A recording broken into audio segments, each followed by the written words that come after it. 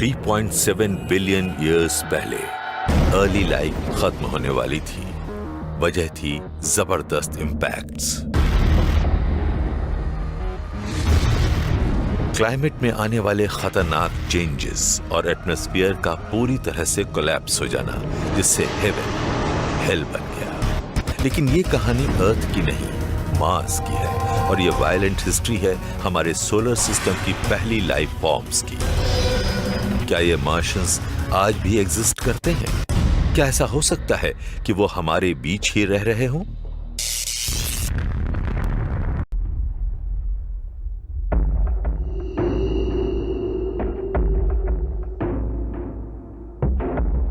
Scientists को लगता है कि शायद कभी मार्स पर लाइफ रही हो।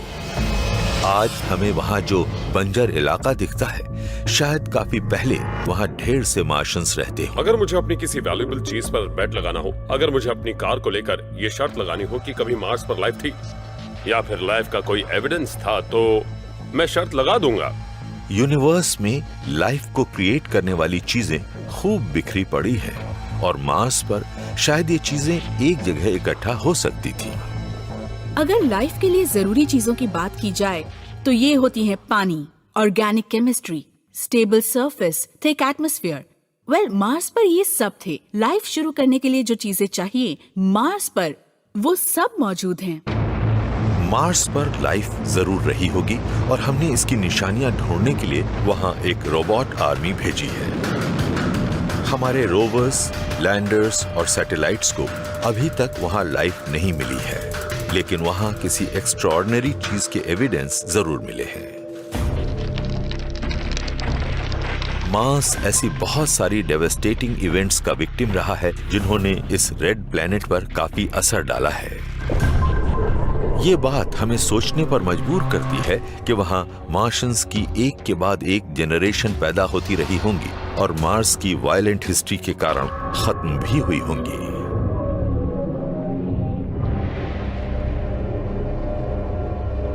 ऐसा लगता है कि मार्स पर लाइफ की शुरुआत काफी पहले ही हो गई होगी, यानी जैसे ही उसका क्रस्ट इतना ठंडा हुआ होगा कि वहां लाइफ पनप सके।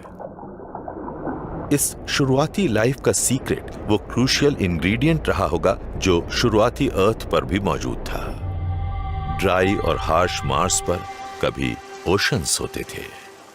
लाइफ को शुरू होने के लिए चाहिए कार्बन, एनर्जी सोर्स, नाइट्रोजन जैसे न्यूट्रिएंट्स। लेकिन ये तो मार्स पर मौजूद रहे होंगे और ये अर्थ पर भी खूब मिलते हैं, लेकिन इसके लिए एसेंशियल रिक्वायरमेंट तो है लिक्विड वाटर।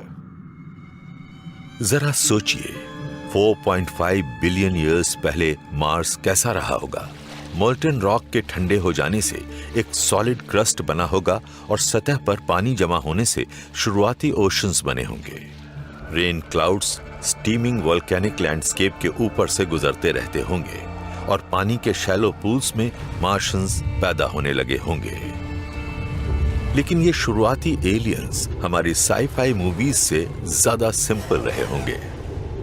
हम मार्स के सरफेस पर चलने वाले छोटे छोटे ग्रीन मैन या वुमेन की बात नहीं कर रहे हैं। हम बात कर रहे हैं उनसे भी छोटे, कहीं छोटे और सिंपल जीवों की, सिंगल सेल्ड लाइफ। वो जाने पहचाने से होंगे, वो अर्थ के बैक्टीरिया जैसे दिखते होंगे, छोटे, टाइनी, गोल और रॉड की शेप वाले।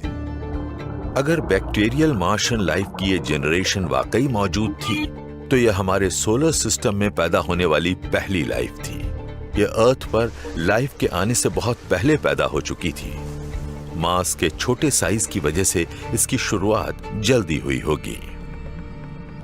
क्योंकि मार्स अर्थ से छोटा है, तो ये अर्थ के मुकाबले कहीं जल्दी ठंडा हो गया होगा। सोलर सिस्टम की लाइफ में काफी शुरुआत में ही मार्स अर्थ जैसा लगता होगा, जबकि अर्थ उस वक्त ऐसी नहीं थी। आइए सन के बनने के 100 मिलियन ईयर्स के बाद की बात करते हैं। शुरुआती अर्थ का सरफेस तब भी पिघला हुआ था, लेकिन मार्शियन लाइफ एक कहीं छोटी और ठंडी दुनिया में पनपने लगी होगी। मगर शुरुआती मार्शियंस को जिंदगी का मजा लेने का ज्यादा मौका नहीं मिला होगा, क्योंकि स्पेस से उनकी मौत उनकी तरफ रवाना हो चुकी थी। ये कॉस्मिक बॉम्ब इतना बड़ा था कि इसने प्लैनेट की शेप को पूरी तरह अनबैलेंस्ड कर दिया और इसके नॉर्दर्न हेमिस्फीयर को क्रश कर दिया। ज्यादातर प्लैनेट्स गोल होते हैं और आप इस बारे में ज्यादा सोचते नहीं हैं, लेकिन देखा गया है कि मार्स उतना गोल नहीं है जितना होना चाहिए। इसके सदर्न हेमिस्फीयर का एवरेज एलिवेशन नॉर्दर्न हेमिस्फीयर से ज्यादा है। इसका मतलब ये है कि अगर कोई नॉर्थ पोल से चलना शुरू करे और साउथ पोल तक पहुंचे तो वो पूरे वक्त चढ़ाई ही चढ़ता रहेगा।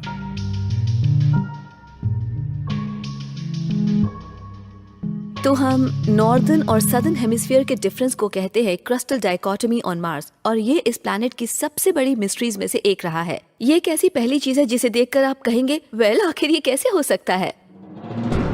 सन 2008 में मार्स के सरफेस की मैपिंग कर रहे साइंटिस्ट्स को इस प्लैनेट में मौजूद एक बड़े से गड्ढे की वजह समझ आ गई, जो यहाँ नीले रंग में दिख रहा है। ये बेसिन सोलर सिस्टम में सबसे बड़ा है और ये एक मैसिव इम्पैक्ट का रिजल्ट रहा होगा, जिसे कहा जाता है बोरियालिस इम्पैक्ट। इससे 6500 माइल्स चौड़ा और 5 माइल्स गहरा एक क्रेटर बन गया। ये इतना बड़ा है कि इसमें पूरा अमेरिका समाने के बाद भी जगह बची रहेगी। कुछ वाकई बड़ा हुआ होगा। ऐसा लगता है इस प्लैनेट के ऊपर वाला पूरा आधा हिस्सा ही उड़ गया हो, और ऐसा सिर्फ एक बड़े कोलिजन की वजह से ही हो सकता है। हम बात कर रहे हैं एक ऐसे कोलिजन की जो प्लूटो जितनी बड़ी चीज से हुई हो। यहाँ बात हो रही है एक ऐसे इम्पैक्ट की जिससे 65 मिलियन ईयर्स पहले डायनासोर भी खत्म हो गए थे। तो ये कोई छोटा मोटा कोलिजन नहीं रहा होगा। 4.5 बिलियन ईयर्स पहले सोलर सिस्टम एस्ट्रॉयड जैसे टुकड़ों से भरा था, जो मार्स और अर्थ के बनने के प्रोसेस के दौरान बच गए थे। ऐसा ही एक एस्ट्रॉयड बहुत बड़ा था और यह सीधा मार्स से कोलाइड करने के लिए बढ़ रहा था। ऐसे में माइक्रोस्कोपिक मार्शियंस के बचने के लिए कुछ ही सेकंड बाकी रहे होंगे। अगर ऐसा इम्पैक्ट आज होने लगे और हम इसे देखने के लिए मौजूद हों, तो हमें सबसे पहले आसमान में एक और मून नजर आएगा, और जब आप इसे दोबारा पलट कर देखेंगे तो आप कहेंगे कि ओह, ये तो और बड़ा हो रहा है। नीचे आने के दौरान इसने पूरे आसमान को एक से दूसरे होराइजन तक भर दिया होगा, और सरफेस से कोलाइड करते वक्त भी इसका टॉप स्पेस में ही मौजूद रहा होगा। इस चीज की चौड़ाई 1200 माइल्स रही होगी, और कोलाइड करते वक्त इम्पैक्ट की एनर्जी ने मार्स को हिला कर रख दिया होगा। पूरे प्लेनेट की हालत किसी जेली की तरह हो गई होगी। नीचे आते वक्त ये किसी गन की बुलेट की स्पीड से मार्स की सरफेस से कोलाइड किया होगा। सरफेस से कोलाइड करते वक्त इसकी शॉक वेव आज तक रिकॉर्ड किए गए किसी भी अर्थक्वेक से बड़ी रही होगी। ये इवेंट तो रॉक की सुनामी जैसी रही होगी। इसके आने से सब कुछ तहस नहस हो गया होगा। इम्पैक्ट जबरदस्त रहा होगा। इससे प्लैनेट की करीब आधी सरफेस उड़कर स्पेस में पहुंच गई होगी और बचे खुचे क्रस्ट से लावा की एक उबलती लेक बन गई होगी। इतना जोरदार इम्पैक्ट होने पर करीब करीब पूरा प्लैनेट ही पिघल गया होगा। इसे एक प्लैनेट ब्रेकिंग इवेंट नहीं कह सकते, इसे एक प्लैनेट मेल्टिंग इवेंट कहना चाहिए। इससे प्लैनेट का स्टेरिलाइजेशन हो गया होगा। मार्स की सरफेस पिघल चुकी है। इसका एटमॉस्फेयर उड़कर स्पेस में पहुंच गया है।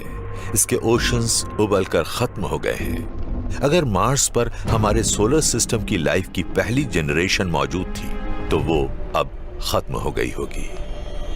इम्पैक्ट के असर से उबरने में मार्स के सरफेस को 50 मिलियन ईयर्स लगने वाले थे। लेकिन तबाही के बाद फिर से उभरने के लिए किसी प्लैनेट में क्या खूबियां चाहिए? नए दमदार एविडेंस बताते हैं कि लाइफ के लिए जरूरी कंडीशंस मार्स पर लौटी जरूर होंगी, लेकिन क्या लाइफ ने भी वापसी की होगी? ये इम्पैक्ट तो हिस्ट्री का एक छोटा हिस्सा था। हो सकता था कि लाइफ और प्लैनेट फिर से रिकवर कर लें।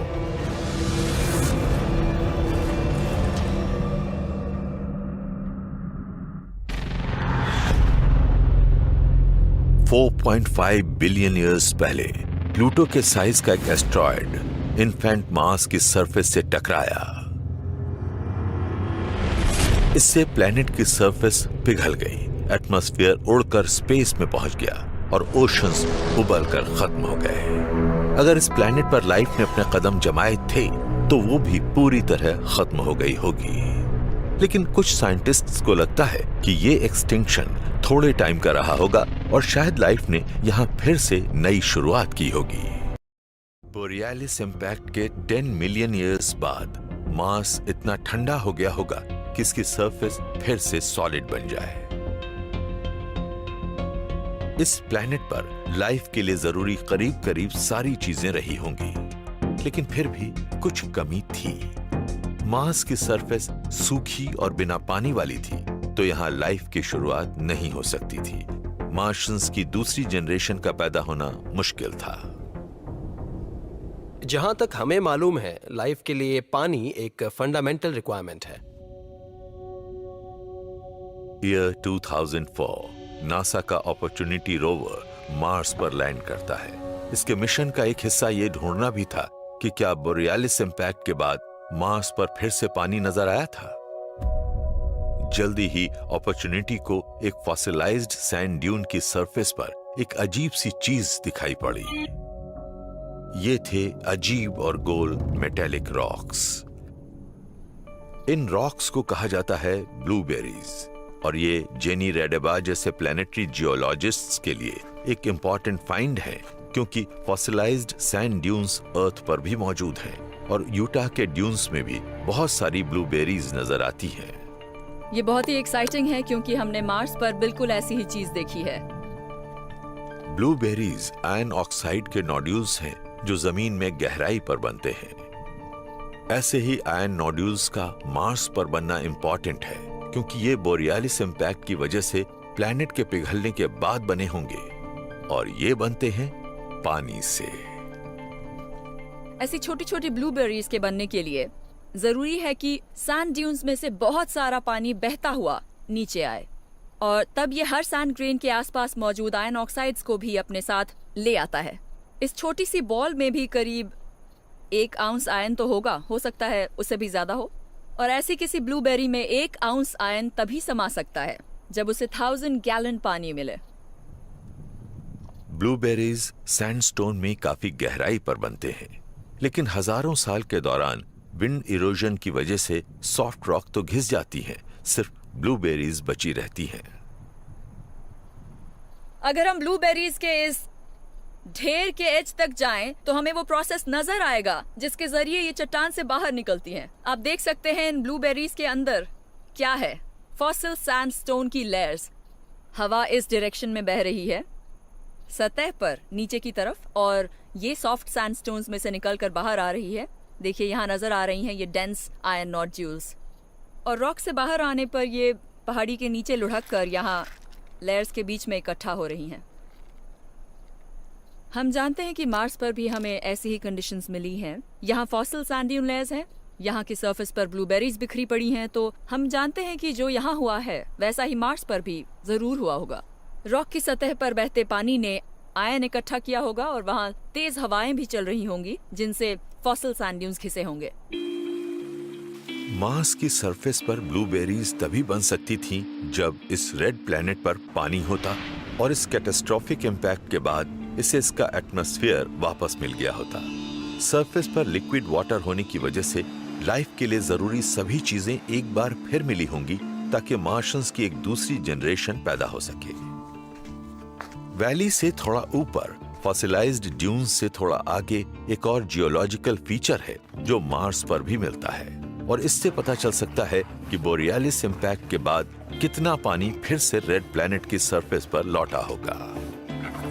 ये स्पेस बहुत नैरो है, पर है कमाल की। आप देख सकते हैं कि ये वॉल्स कितनी सीधी और वर्टिकल भी हैं।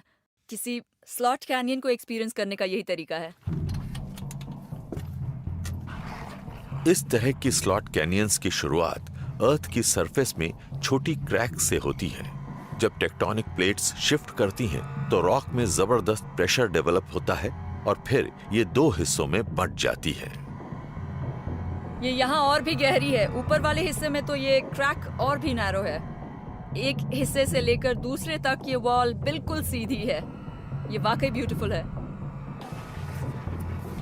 टेक्टोनिक एक्टिविटी की वजह से सरफेस में छोटे क्रैक्स आ सकते हैं, लेकिन इन क्रैक्स को वाइड डीप कैनियंस में बदलने के लिए किसी और चीज की जरूरत पड़ती है।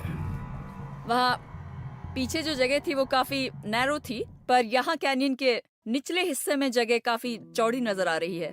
अब यहाँ सिर्फ टेक्टोनिक एक्टिविटी ही इस क्रैक को और चौड़ा करने के लिए जिम्मेदार नहीं हो सकती, किसी और चीज की जरूरत पड़ी होगी, और शायद वो है पानी। इस जगह से काफी ज्यादा पानी बहा होगा जो अपने साथ रेत और ग्रेवल को ले आया होगा, और उसी से ये सैंडस्टोन तराशा गया है। ये जो स्वूपिंग पैटर्न्स हैं, जो गड्ढे दिख रहे हैं, इन सब को बहते पानी ने बनाया है। स्लॉट कैनियंस फिलहाल सूखी हैं, लेकिन फ्लैश फ्लड्स अक्सर इस एरिया को अपना शिकार बनाती रहती हैं। ऐसा होने पर तेज बहाव वाला पानी कैनियन से होकर बहते हुए इन्हें और ज्यादा चौड़ी और गहरी बनाता है, यानी ऐसी स्लॉट कैनियंस जो आज हमें दिखती हैं। साइंटिस्ट ने मार्स पर भी ऐसी ही कैनियंस देखी हैं, जो इस बात के एविडेंस हैं कि 4 बिलियन ईयर्स से भी पहले बोरियालिस इंपैक्ट के बाद इस प्लेनेट पर खूब पानी मौजूद था। लेकिन ये पानी आया कहां से?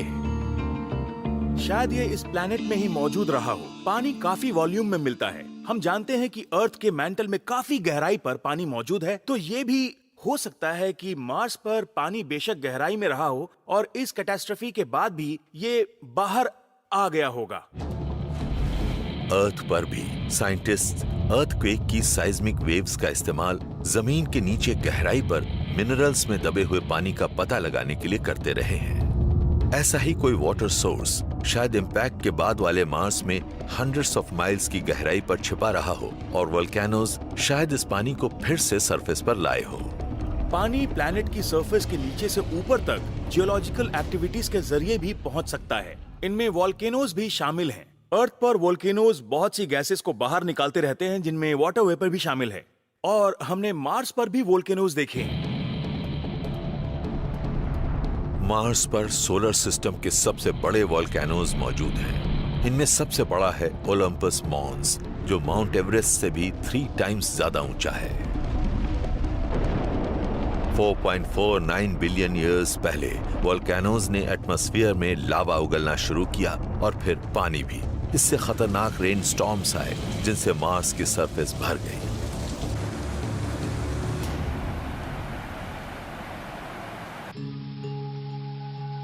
हजारों लाखों साल के दौरान मार्स पानी वाली एक दुनिया बन गया। एक बार फिर यहाँ मार्शियंस की दूसरी जनरेशन के पैदा होने के लिए एकदम सही कंडीशंस बन गईं। आपको लगेगा कि जिस तरह मार्स पर एक मैसिव कोलिजन हुआ, उसके बाद तो लाइफ का खेल खत्म हो जाएगा, लेकिन शायद सिचुएशन इतनी सिंपल नहीं है। हो सकता है कि एस्ट्रॉइड के इम्पैक्ट के बाद मार्स पर लाइफ का एक नया साइकिल शुरू हो गया हो। थियरी के मुताबिक 4 बिलियन ईयर्स पहले सोलर सिस्टम में 2 प्लैनेट्स पर लाइफ मौजूद थी। क्योंकि 140 मिलियन माइल्स दूर अर्थ पर लाइफ की शुरुआत हुई ही थी, और अर्थ क्योंकि एक स्टेबल प्लैनेट था, इसलिए एक दिन यहाँ हम जैसे इंसान इवॉल्व होने वाले थे। लेकिन मार्स की सिचुएशन बिल्कुल अलग थी। मार्स रिकॉनेसेंस ऑर्बिटर से मिले एविडेंस बताते हैं कि वहां एक आइसी एपोकलिप्स का हमला होने वाला था। मार्स की दूसरी जनरेशन के लिए सर्दियां शुरू होने को थी।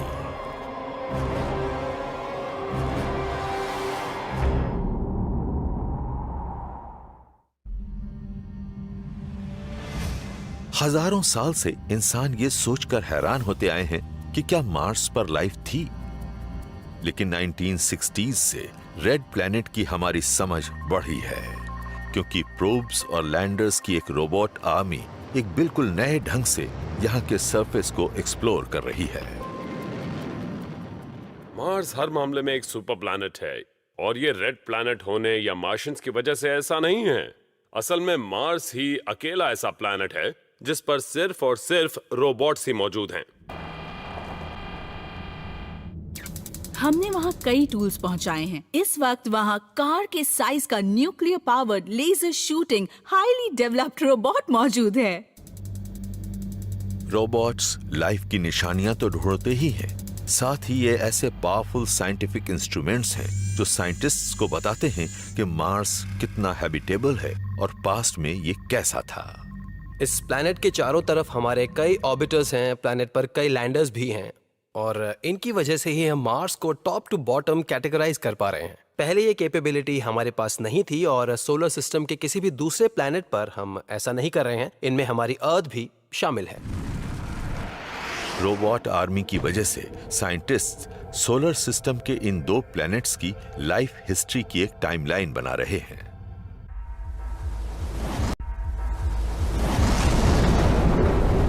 $4 बिलियन ईयर्स पहले अर्थ पर सबसे पहली लाइफ की शुरुआत हुई और छोटे से मार्स पर शायद लाइफ की शुरुआत दूसरी बार हो रही थी। हो सकता है कि अर्थ से पहले ही मार्स पर लाइफ रही हो और ये वाइप्ड आउट हो गई हो और प्लैनेट पर फिर से पानी आने से ये दोबारा शुरू हुई हो। एक प्लैनेटरी कोलिजन की वजह से मार्स के एटमॉस्फेयर और ओशंस के साथ साथ लाइफ भी खत्म हो चुकी थी, लेकिन बड़े बड़े वोल्केनोज प्लैनेट की गहराई से पानी को फिर से सरफेस पर ले आए। इस वजह से शायद लाइफ की एक दूसरी जनरेशन एग्जिस्टेंस में आई होगी, लेकिन प्लैनेट में आए जबरदस्त चेंज की वजह से इन मार्शंस की लिमिट्स का पूरा इम्तिहान हुआ होगा।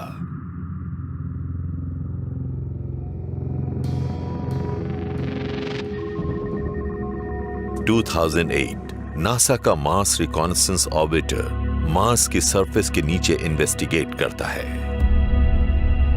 इसके ग्राउंड पेनिट्रेटिंग इंस्ट्रूमेंट्स ने सरफेस के नीचे खुदाई की और ये मार्स के जियोलॉजिकल सीक्रेट्स का पर्दाफाश करना चाहते थे। इक्वेटर को स्कैन करने के दौरान ऑर्बिटर को कुछ ऐसा मिला जो वहां नहीं होना चाहिए था। यह था एक बड़ा सा अंडरग्राउंड ग्लेशियर। इसकी चौड़ाई थी 1 मील और यह लॉस एंजलिस से 3 टाइम्स बड़ा था। इतने बड़े स्केल पर बर्फ सिर्फ फ्रिजिड पोल्स पर ही जमनी चाहिए। इसकी एक ही वजह हो सकती थी, मार्स पलट गया हो और इसका इक्वेटर सन से दूर हो गया हो। मार्स की एक्सिस में ये झुकाव धीरे धीरे काफी बढ़ गया और वो भी नॉन सिस्टमैटिक तरीके से। इसमें मूवमेंट का कोई सिस्टम नहीं होता है। तो कुछ मॉडल्स ऐसे होते हैं जो बताते हैं कि शायद मार्स अपनी एज पर झुक गया होगा। ज्यादातर प्लैनेट्स वॉबल करते हैं और वक्त वक्त पर वो इतना वॉबल करते हैं कि पलट सकते हैं, जिससे वहां सुपर विंटर्स आ सकती है। अगर यहाँ अर्थ पर कुछ ऐसा हो जाए तो लॉस एंजलिस बन सकता है आर्कटिक। अब अगर मार्स पर ऐसा कुछ हुआ होगा तो ये चेंज कितना बड़ा रहा होगा। हमें रोजाना आसमान में सन देखने की आदत है, इससे गर्मी मिलती है, काफी पानी भी है। लेकिन अगर कोई प्लैनेट झुकने लगेगा तो सन आसमान में उतनी ऊंचाई पर नहीं दिखेगा। फिर शायद आपको 6 महीने तक उगता सन दिखे ही नहीं और पानी भी जमकर सॉलिड बन जाएगा। 3.9 बिलियन ईयर्स पहले मार्स शायद 80 डिग्री तक झुक गया हो। सर्दियों का टेम्परेचर -87 डिग्री सेल्सियस तक गिर गया हो। जैसे जैसे पोलर आइस शीट बढ़ी होंगी, मार्स पूरी तरह जम गया होगा। तो क्या वहां मार्शियंस अब भी हो सकते हैं? लाइफ की बायोकेमिस्ट्री को ड्राइव करने वाला पानी छोटे बैक्टीरिया के अंदर जमता है। आइस क्रिस्टल्स बनते हैं और उनके मार्शियंस के सेल वॉल्स को पंचर करने से उनकी मौत हो गई होगी। हर 1,20,000 ईयर्स में मार्स का टिल्ट बदलता रहता है और इसीलिए बार बार मार्शियंस भी कभी बर्फ में जमते हैं तो कभी उससे आजाद हो जाते हैं। अगर मार्स पर लाइफ की कोई दूसरी जनरेशन होगी तो वो बुरी हालत में होगी।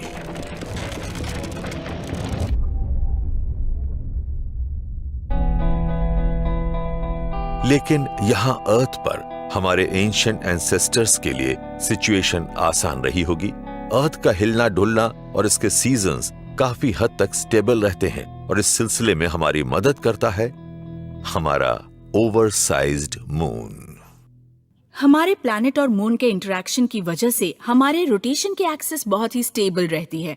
सीजन्स बिलियंस ऑफ ईयर्स से हर साल, हर सेंचुरी में एक के बाद एक आते रहते हैं। हमारी अर्थ हमारे मून के जबरदस्त मास की वजह से काफी ग्रेविटेशनल पुल का सामना करती है। इससे हमारे प्लेनेट का हिलना डुलना घटने से हमारा क्लाइमेट कंट्रोल में रहता है। मून न होता तो हमारी शुरुआती अर्थ मार्स की तरह ही जोरों से झटके खाती और हमारे एंसेस्टर्स को भी अर्ली मार्शियंस की तरह बर्फ झेलनी पड़ती। मार्स का मून ज्यादा बड़ा नहीं है, इसके 2 छोटे मून्स हैं जिनका इस पर ज्यादा असर नहीं पड़ता। तो अगर मार्शियंस पहली बार में किसी बड़े इंपैक्ट की वजह से नहीं मरे होंगे, तो दूसरी बार में मार्स के स्टेबल ना होने, पलट जाने और फिर सुपर समर्स और सुपर विंटर्स की वजह से मारे गए होंगे। ये एक बड़ा क्लाइमेट चेंज रहा होगा। मार्स पर मौजूद जिन ब्रूटल कंडीशंस की वजह से वहां की लाइफ एक्सटिंक्ट हुई होगी, उन्हीं के कारण वो अडेप्ट और इवॉल्व भी हुई होगी। हम ये जानते हैं क्योंकि अर्थ पर एक्सट्रीमोफाइल्स कहलाने वाले ऑर्गेनिजम्स सबसे मुश्किल सिचुएशन में भी जिंदा रहने के लिए ढल गए हैं। ये बेहद गर्म पानी वाले हाइड्रोथर्मल वेंट्स से लेकर बेहद ठंडी ग्लेशियल आइस का भी सामना कर लेते हैं। वो कहते हैं ना, when the going gets tough, life seems to get tougher। शायद मार्शियन सुपर विंटर्स ने लाइफ की तीसरी जनरेशन को पैदा किया होगा।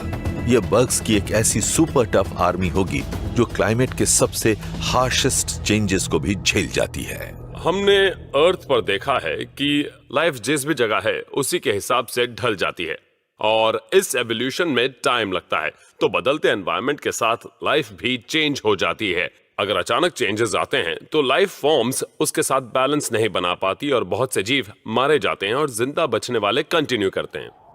3.8 बिलियन ईयर्स पहले शायद मार्स की सरफेस पर लाइफ की तीसरी जनरेशन एग्जिस्टेंस में आई होगी। ये अपने गिने चुने प्रेडिसेसर्स से इवॉल्व हुई होगी ताकि मार्स की सुपर विंटर्स को झेल सके। ये अब तक की सबसे टफ मार्शियन लाइफ रही होगी। लेकिन जब सुपर विंटर्स खत्म हुई होंगी तो मार्स पर लाइफ से जुड़े चैलेंज और मुश्किल हो गए होंगे। तब एक्सटिंक्ट लेवल की एक और इवेंट शुरू होने वाली होगी। तब मार्स का एटमॉस्फेयर ही खत्म हो गया होगा। तो क्या इस इवेंट से मार्शियंस का सफाया हो सकता था?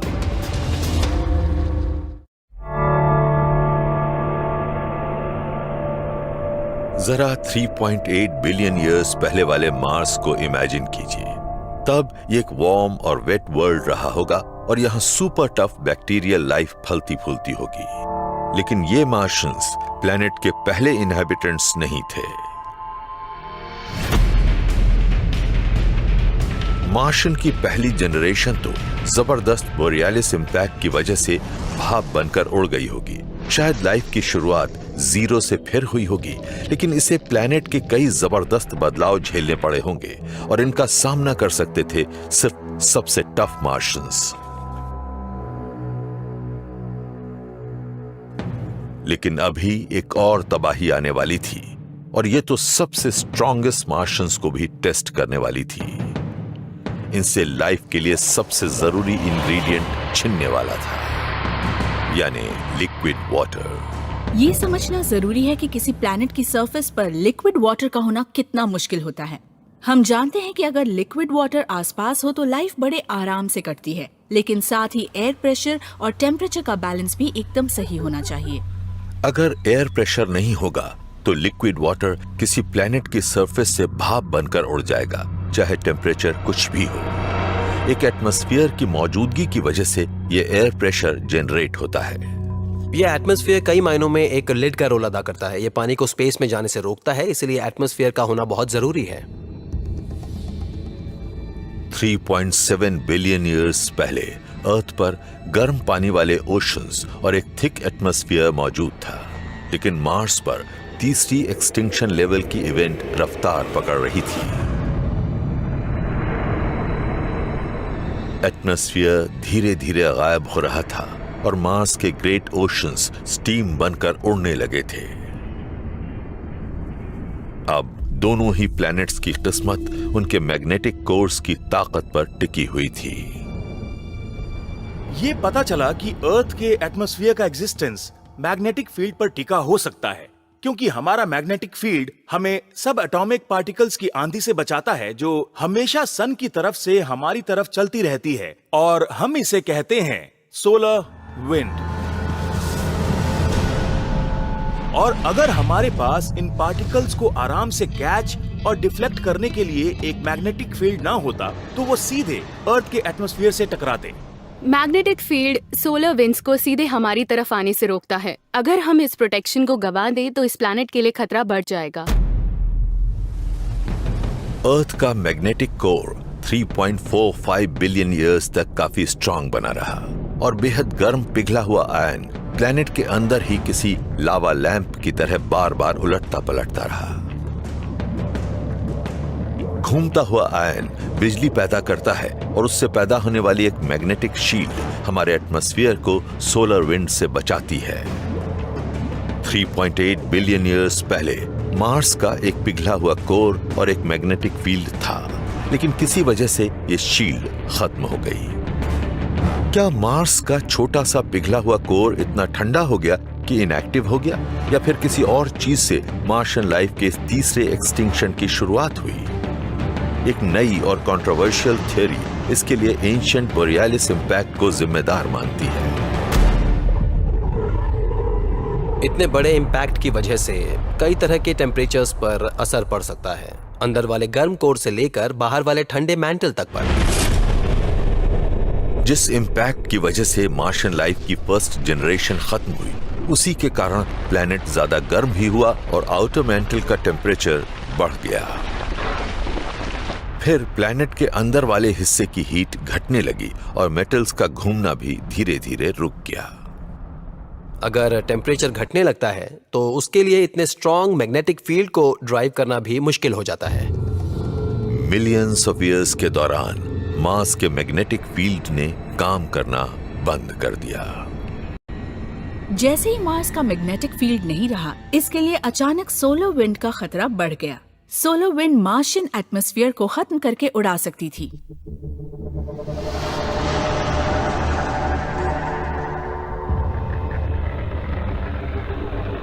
$3.7 बिलियन ईयर्स पहले सुपर टफ मार्शियन लाइफ को एक बड़ी आफत का सामना करना पड़ा। एटमॉस्फेयर धीरे धीरे स्पेस में गुम होता जा रहा था। एयर प्रेशर पूरे प्लैनेट पर ही घट रहा था और मार्स का ज्यादातर पानी पहले ही उबल कर उड़ चुका था। पानी के बिना सर्वाइवल के चांसेस बहुत रिमोट थे। लेकिन मार्शियंस के लिए एक और भी बड़ा खतरा सामने खड़ा था। मैग्नेटिक फील्ड और थिक एटमॉस्फेयर के ना होने से मार्स की सरफेस सन के रेडिएशन की पूरी मार झेल रही थी।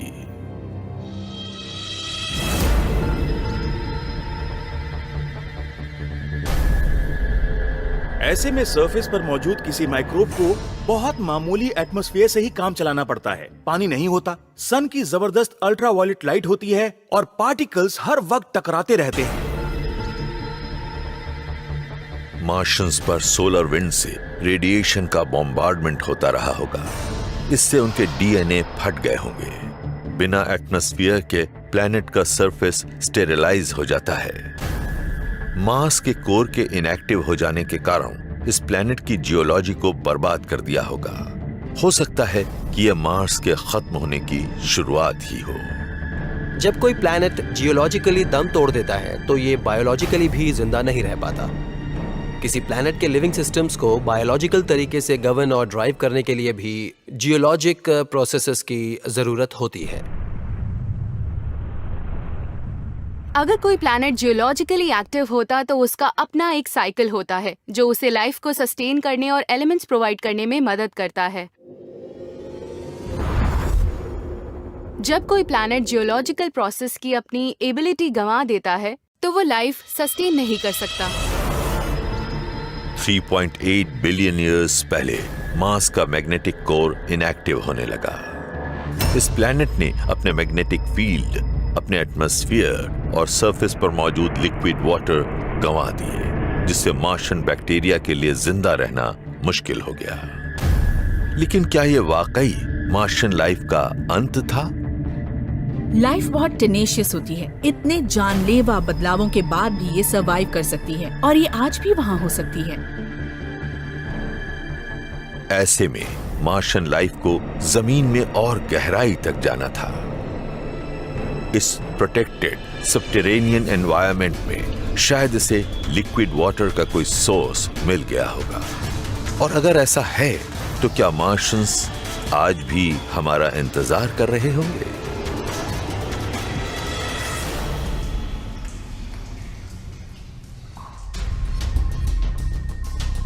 (1960s) से ही रोबोटिक प्रोब्स और लैंडर्स मार्स की सरफेस पर लाइफ के साइंस ढूंढते रहे हैं। पर क्या ये सही जगह पर खोज करते रहे हैं? अगर मार्शियन लाइफ की चौथी जनरेशन आज भी जिंदा है तो कई साइंटिस्ट्स को लगता है कि उसे जमीन में काफी गहराई पर ढूंढना पड़ेगा। मार्स के सरफेस के नीचे शायद लाइफ के लिए जरूरी सारी कंडीशंस मौजूद हो। वहां शायद लिक्विड वाटर हो और वहां शायद इंटेंस रेडिएशन से भी बचाव हो जो सरफेस पर झेलना पड़ता है। मार्शियन लाइफ को ढूंढने के लिए जमीन के नीचे मौजूद सबसे अच्छी जगहों को लेकर साइंटिस्ट्स की राय एक नहीं है। लेकिन अगर जेनी रैडेबा मार्स पर होती तो वो सबसे नजदीकी सैंड ड्यून तक जाकर वहां खुदाई शुरू कर देती। आप देख सकते हैं कि सरफेस के ठीक नीचे रेत गीली है। ये लाइफ के लिए एक परफेक्ट एनवायरनमेंट हो सकती है। प्लैनेट्स पर मौजूद ड्यून वाले हिस्से वाकई स्पेशल लोकेशंस होते हैं। ये किसी प्लैनेट के सबसे एक्टिव हिस्सों में से एक होते हैं। बहती हुई हवा रेत को यहाँ पूरे लैंडस्केप में फैला देती है और रेत एक तरह से एनवायरनमेंट को अपने नीचे सेफ रखती है। अर्थ के सबसे सूखे रेगिस्तानों में भी सैंड ड्यून्स और इंटर ड्यून्स के बीच में आपको पानी मिल जाएगा जो जमीन में गहराई पर मौजूद स्प्रिंग्स से ऊपर तक पहुंच जाता है और इसी से लाइफ पैदा होती है और बढ़ती है। और अगर आप इनकी तली में खोदते जाएंगे तो हो सकता है आप वाटर टेबल तक भी पहुंच जाएं। और अगर आप मार्स की वाटर टेबल तक पहुंच जाते हैं तो वहां आपको लाइफ के लिए जरूरी सभी कंडीशंस मिल जाएंगी। मैं ये बात शर्त लगाकर कह सकती हूँ, ड्यून्स के बीच पानी मिलेगा।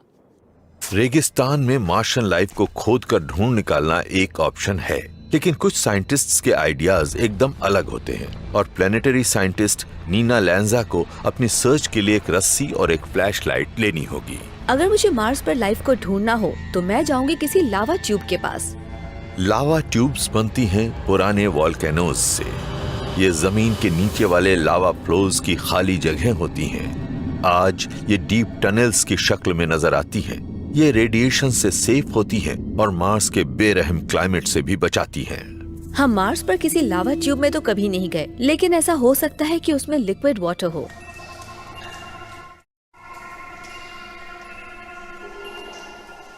ये हमेशा थोड़ा बहुत प्रेशर झेलती रहती हैं। इन पर काफी मटेरियल मौजूद होता है क्योंकि ये अंडरग्राउंड है, इसलिए इन पर एडिशनल प्रेशर होता है। ये थोड़ी ज्यादा गर्म भी हो सकती हैं क्योंकि मार्स पर अब भी कुछ न कुछ इंटरनल हीट होगी। हालांकि ये अर्थ के मुकाबले ज्यादा तेजी से ठंडा हुआ है, तो इस एनवायरनमेंट में कुछ मॉइस्चर हो सकता है, थोड़ी गर्मी हो सकती है। आप रेडिएशन से बच सकते हैं। मेरे ख्याल से कोई मार्शियन माइक्रोब यहाँ बहुत खुश रहेगा। मार्स पर लाइफ को ढूंढना इंसान की एक बहुत बड़ी अकॉम्प्लिशमेंट होगी, लेकिन इसमें एक खतरा भी है। कहीं हम अनजाने में ही एक और एक्सटिंक्शन इवेंट की शुरुआत तो नहीं कर देंगे।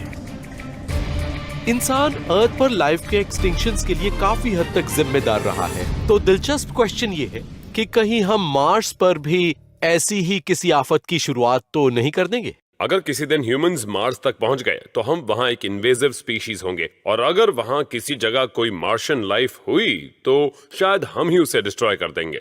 तो मार्स पर जो भी लाइफ मौजूद है उसे प्रिजर्व करना हमारी एथिकल रिस्पॉन्सिबिलिटी है। प्रॉब्लम हमारी वजह से नहीं है, ये है हमारी बॉडीज के अंदर और उसके बाहर रहने वाले बग्स की वजह से। किसी एवरेज इंसान की बॉडी पर 10 से 20 ट्रिलियन बैक्टीरिया होते हैं। अगर हम मार्स पर जाते हैं तो हम अपने इन छोटे साथियों को भी साथ ले जाएंगे, और इनमें से कोई भी बग मार्शियन लाइफ के लिए एक जानलेवा कंपेटिटर साबित हो सकता है। मार्स रोवर्स को बग फ्री रखना नासा इंजीनियर मुजिगे कूपर का काम है, लेकिन एस्ट्रोनॉट्स को क्लीन रखना एक बिल्कुल ही अलग बात है। हम अपने स्पेसक्राफ्ट हार्डवेयर को कम से कम 50 आवर्स तक 110 डिग्री सेल्सियस तक गर्म करते हैं ताकि मार्स का कंटामिनेशन ना हो। लेकिन स्पेसक्राफ्ट की तरह ह्यूमंस इतना टेम्परेचर नहीं झेल सकते। हम सर्वाइव ही नहीं कर पाएंगे। जब तक हम अपने एस्ट्रोनॉट्स को बग फ्री रखने का कोई तरीका नहीं ढूंढ लेते, तब तक मार्शियंस को नुकसान से बचाने के लिए रोबोट्स के जरिए मार्स को एक्सप्लोर करना ही सबसे अच्छा ऑप्शन है। लेकिन अगर हमारे रोबोट्स ने आखिरकार इस लाइफ को ढूंढ लिया और हम अपने एक्स्ट्रा टेरेस्ट्रियल नेबर्स की वर्किंग पर गहराई से नजर डालेंगे, तब क्या होगा? मार्शियंस आखिर दिखते कैसे होंगे? यहाँ अर्थ पर डीएनए वो ऑर्गेनिक मॉलिक्यूल है जिसमें लाइफ की इंफॉर्मेशन मौजूद होती है, लेकिन पता नहीं कि क्या दूसरी जगहों पर भी ऐसा ही होता होगा। मार्स पर ऐसा कोई एविडेंस ढूंढने से हम ये बेहतर ढंग से समझ पाएंगे कि और क्या पॉसिबल है। क्या मार्शियंस हमसे अलग तरह के होंगे? क्या वो अलग मटेरियल्स से बने होंगे? क्या उनकी बायोकेमिस्ट्री अलग होगी? या फिर वो हमसे शॉकिंगली फेमिलियर होंगे? कुछ साइंटिस्ट्स को लगता है कि सबसे शुरुआती मार्शियन लाइफ शायद मार्स पर रुकी ही ना हो। ये सोचना ज्यादा अजीब नहीं होगा कि लाइफ मार्स से कहीं और चली गई हो या मार्स से अर्थ पर आती जाती रही हो। क्या मार्शियंस हमारे प्लेनेट पर भी लाइफ की शुरुआत कर सकते थे? हो सकता है मार्शियंस मरे ना हो सकता है कि मैं मार्शियन हूँ, हो सकता है आप मार्शियन हो।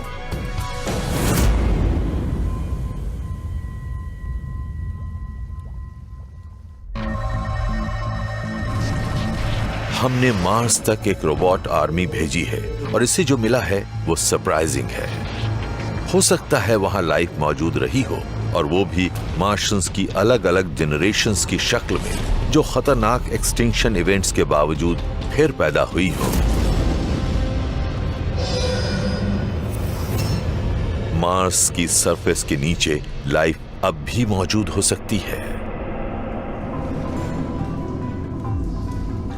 एक और पॉसिबिलिटी है जो सचमुच बहुत सरप्राइजिंग है। मार्शियंस सिर्फ मार्स पर ही छिपे हुए नहीं हैं, वो तो यहाँ अर्थ पर भी खूब फल फूल रहे हैं। मैं भी एक मार्शियन हो सकती हूँ, आप भी मार्शियन हो सकते हैं। हम किसी और प्लैनेट से हो सकते हैं। हम लाइफ फॉर्म्स के तौर पर पहले ही ट्रैवल करके 2 प्लैनेट्स पर शायद रह चुके हों, एक स्पीशीज के तौर पर नहीं, पर हो सकता है हमारे एंसेस्टर्स दूसरे प्लैनेट से आए हों, और ये बात माइंड ब्लोइंग है। हमारे एंसेस्टर्स मार्शियंस हो सकते हैं। ये एक पुरानी थ्योरी पैंस्पर्मिया से जुड़ा एक नया आइडिया हो सकता है। इस थ्योरी के मुताबिक अर्थ पर लाइफ तब शुरू हुई जब एलियन बैक्टीरिया से भरी एक स्पेस रॉक अर्थ पर गिरी, और आज हमें नजर आने वाली हर जिंदा चीज, जिसमें हम भी शामिल हैं, इन्हीं कॉस्मिक बैक्टीरिया से इवॉल्व हुई। पैंस्पर्मिया का आइडिया यूं तो कई सेंचुरी से मौजूद है, लेकिन जब साइंटिस्ट्स को यह पता चला कि अर्थ पर लाइफ पास्ट की तरफ 4 बिलियन ईयर्स पीछे सस्टेन्ड एस्ट्रॉयड अटैक के अंत वाले दौर में लौट सकती है, तो इसे फिर से बढ़ावा मिला और इसे कहा गया late heavy bombardment. Outer solar system में बहुत सारी चीजें होती हैं, कॉमेट्स, एस्टेरॉइड्स, एटसेट्रा। ये इनर सोलर सिस्टम में आती हैं और प्लैनेट से टकराती हैं। पुरानी सोच ये कहती है कि अर्थ से टकराने वाली चीजें वो बचा खुचा मलबा थीं जो सोलर सिस्टम के बनने के बाद बच गया था। लेकिन एक कंट्रोवर्शियल आइडिया ये है कि ये स्पेस रॉड्स असल में मार्स के टुकड़े थे जो बोरियालिस बेसिन इम्पैक्ट के बाद उड़े थे, जब एक बड़ी सी चीज मार्स से टकराई थी। इस चीज की टाइमिंग बोरियालिस बेसिन इम्पैक्ट से अच्छी तरह मेल खाती है। अगर आप कैलकुलेट करें कि स्पेस में कितना मलबा उड़ा होगा और ये इवेंट कब हुई होगी, तो मार्शियन जियोलॉजिक रिकॉर्ड के मुताबिक ये लेट हैवी बम्बार्डमेंट से मेल खाती है।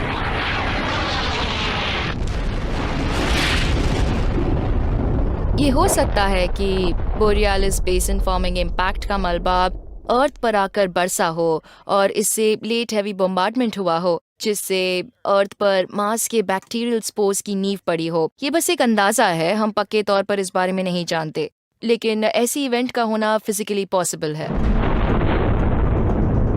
तो क्या बोरियालिस इम्पैक्ट की वजह से बहुत छोटे मार्शियंस स्पेस में उड़कर अर्थ तक पहुंचे थे? ये बात अजीब लगती है, लेकिन साइंस के पास एविडेंस है। हम जानते हैं कि सिंपल लाइफ काफी टफ है। ये स्पेस के कोल्ड वैक्यूम में भी सरवाइव कर जाती है, और बोरियालिस इम्पैक्ट की टाइमिंग भी अर्थ पर शुरुआती ऑर्गेनिज्म के पनपने के टाइम से मेल खाती है। हम ये जानते हैं कि मार्स से निकलने वाले रॉक्स अर्थ तक पहुंच सकते हैं, क्योंकि ये आज भी अर्थ पर लैंड करते रहते हैं। बतौर साइंटिस्ट मैंने जो कमाल का काम किया है वो है मार्स के एक पीस को अपने हाथ में पकड़ना। हमारा ऐसा कोई मिशन नहीं गया जो मार्स से सैंपल लेकर लौटा हो, तो हमें एक अलग तरीका अपनाना पड़ा। हमारे पास ऐसे मीटराइट्स हैं जो 100% मार्स के टुकड़े हैं। ये ह्यूज कोलिजन्स के दौरान मार्स से टूटकर अर्थ पर आ गिरे थे।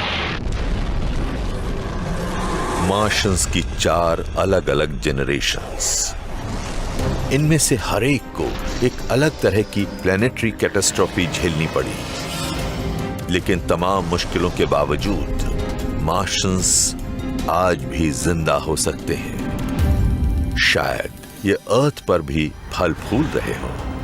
अगर लाइफ वाकई इतनी ब्रेव हो सकती है कि वो खत्म होने के बाद फिर से बार बार वापस आती रहे, तो इससे मैं लाइफ के एवोल्यूशन को लेकर काफी होपफुल हूँ। इससे पता चलता है कि बेशक इंडिविजुअल्स नाजुक हों, लेकिन लाइफ अपने आप में टफ है, वो नाजुक नहीं है। फिलहाल तो हम बस स्पेकुलेट ही कर सकते हैं, जब तक कि फ्यूचर जनरेशंस के हाथ एक्स्ट्रा टेरेस्ट्रियल लाइफ का पहला सैंपल न लग जाए। उससे सब कुछ बदल जाएगा। हमें एक और एग्जाम्पल मिल जाएगा कि लाइफ कैसे शुरू हुई और ये कैसे काम करती है। और अगर ऐसी कोई चीज जिंदा नहीं भी है, तो ये कभी तो थी। यूनिवर्स कभी पहले जैसा नहीं रहेगा।